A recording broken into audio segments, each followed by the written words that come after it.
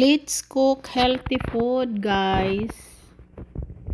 Lagay natin ang ating, of course, magpakulo tayo ng tubig, kulong-kulo, tapos lemongrass, and also spring onion, and let it boil, and then hot chili, and of course, guys, one of our healthy food is cherry tomato. Let it boil again until the juice is come out, especially our lemongrass, and then put our head of fish, put, and then bones of fish. This is delicious, guys.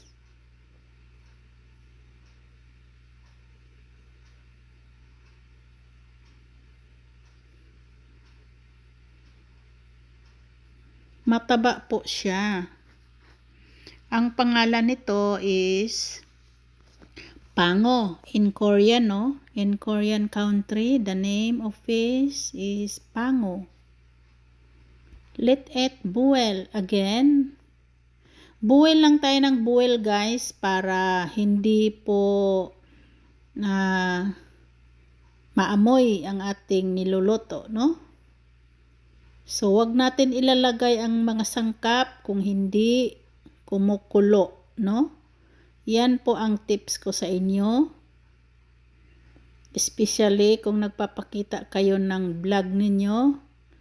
Kailangan kulong-kulo talaga, no? Para iwas gayahin nila, no?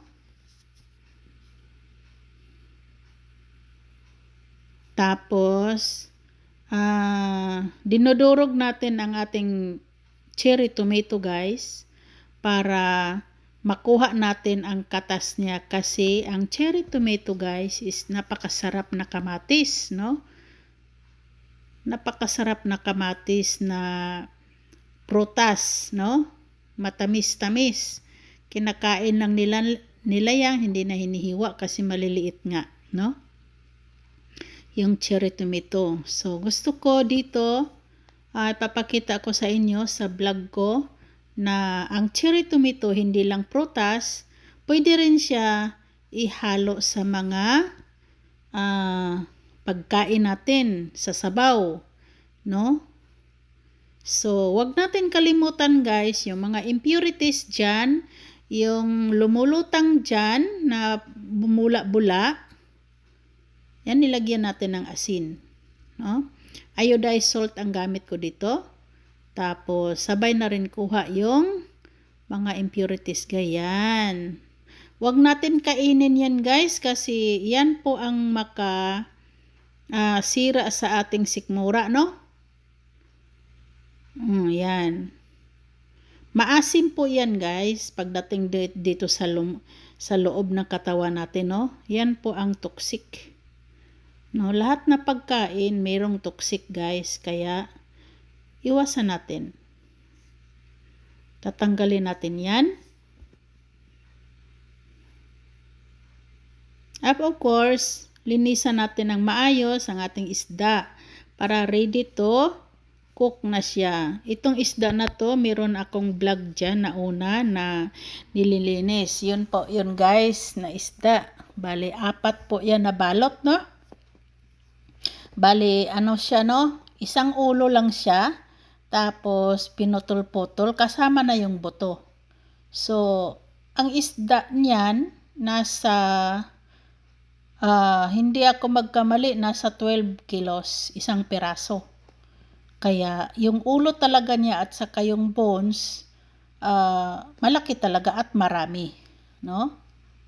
So, yan po ang paborito ko sa isda. Yung ulo, no? Kasi yung ulo, napakasarap yan, guys, isabaw. Ito pala ang pangalan sa amin, Mindanao area po, kasi ako, guys, tinula, no? Tinula po siya na ulo ng isda. Yun, napakasarap ito, guys. Yan, lumalabas na naman ang impurity. So, tatanggalin natin yan. Maya-maya, tatanggalin natin. So, pakuluan muna natin. Tinanggal natin ang takip ng ating kaldero. No? Para talaga, lutong-luto talaga siya. At saka, hindi po siya maamoy, guys. Hindi po amoy isda.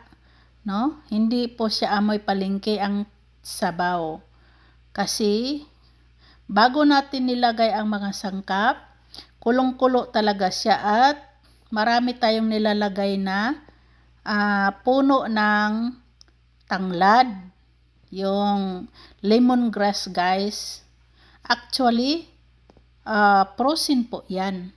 Yung ating tanglad. Prosin po siya para long lasting kasi 4 season kami dito. Ayun, ilalagay na natin ang ating sibuyas na pula, no? Yung sibuyas na pula natin, ilalagay na natin. Yan. So, ang sibuyas na pula, guys, na-harvest na natin, no? May pula akong sibuyas, may puti na sibuyas, no? Kasi na siya, no? May ang harbisan dyan. So, tinatanim yan noong pa yan, November, no? First week ng November. So, tinatanim ang sibuyas at saka bawang dito sa South Korea is first week ng November, no?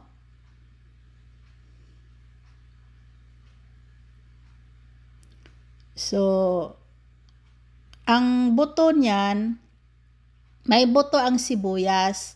So, dito ipupunla siya ng tawag dito.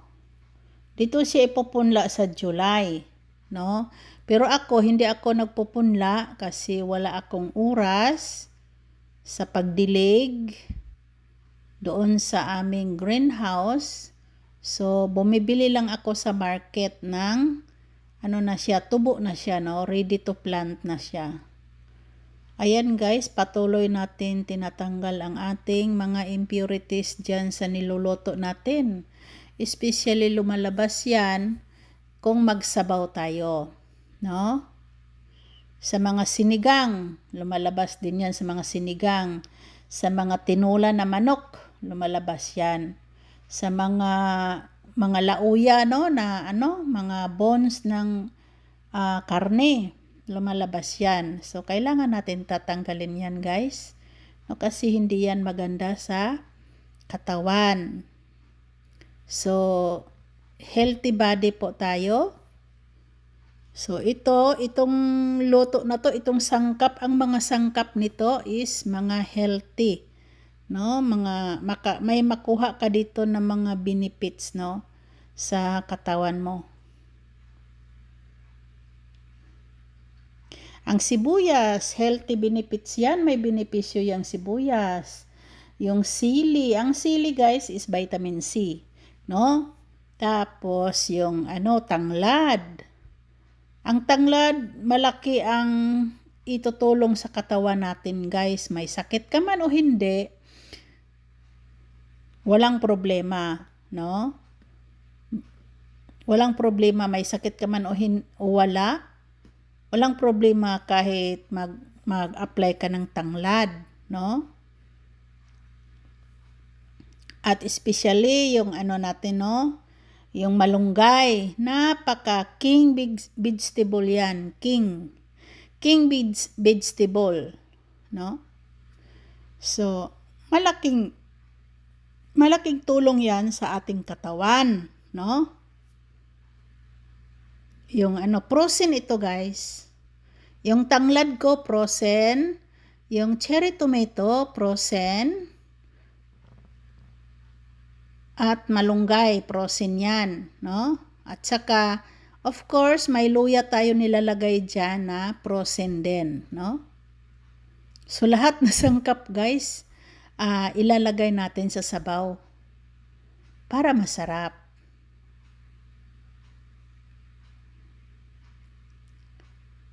Yan.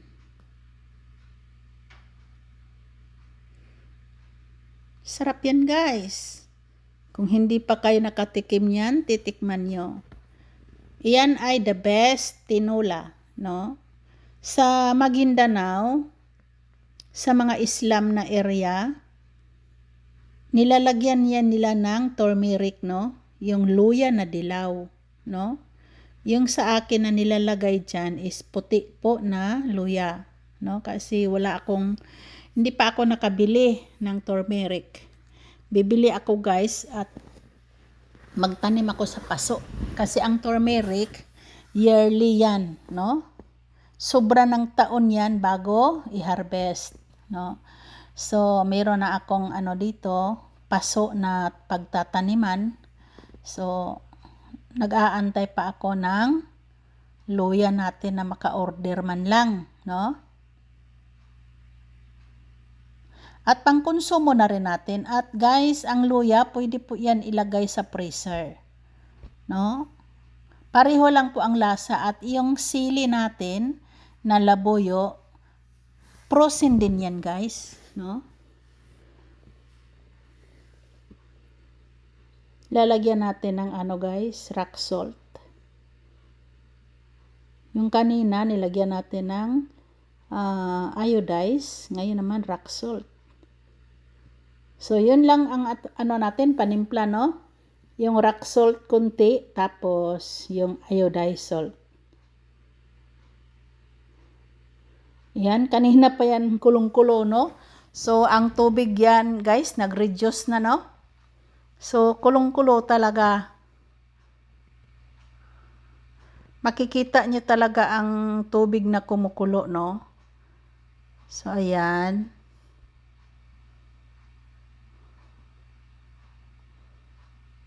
Ang sarap nito, guys. Nako. Basta cherry tomato, tanglad, malunggay, ulo ng isda, sibuyas, puti man o pula, o shallot man yan, walang problema. Basta guys, ang procedure, number 1, ang tubig ay kumukulo bago ilagay ang mga sangkap, no?